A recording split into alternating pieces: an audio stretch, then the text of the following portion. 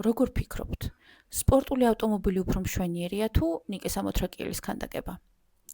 იტალიაში თავდაპირველად ლიტერატურის ფარგლებში ჩასახული ფუტურიზმი, რომლის სახელწოდებაც მომდინარეობს სიტყვა მომავლიდან, უარყოფდა ძველ კლასიკურ ხელოვნებას და მუზეუმებს უწოდებდა სასაფლაოებს. ფუტურისტები შთაგონების წყაროს ხედავდნენ ავტომობილში, მატარებელში, აეროპლანში, ესე იგი მოძრაობაში.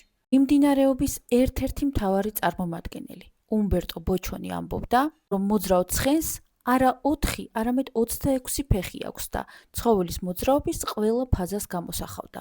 1909 წლის თებერვალში ფრანგულ გაზეთ Le Figaro-ს პირველ გვერდზე გამოქვეყნდა მიმდინარეობის მანიფესტი, რომლის ავტორიც იყო პოეტი და რედაქტორი ფილიპო ტომაზო მარინეტი. ხელოვნების ყველა დარგში, ვიზუალურ ხელოვნებაში, მუსიკაში, ლიტერატურაში, თეატრსა და კინოში ძველი აკადემიური ტრადიციები უნდა უარყოფილიყო. ბიბლიოთეკები და მუზეუმები უნდა გაუქმებულიყო, ხოლო შემოქმედებითი ენერგია მომავლისკენ უნდა მიმართულიყო.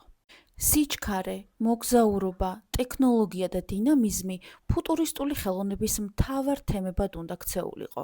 მხატვრობის გარდა, ფუტურიზმი ქანდაკებაშიც დამკვიდრდა, რომლის ერთ-ერთი ყველაზე ცნობილი ნიმუშია უმბერტო ბოჩონის სივრცეში უწყვეტობის უნიკალური ფორმები.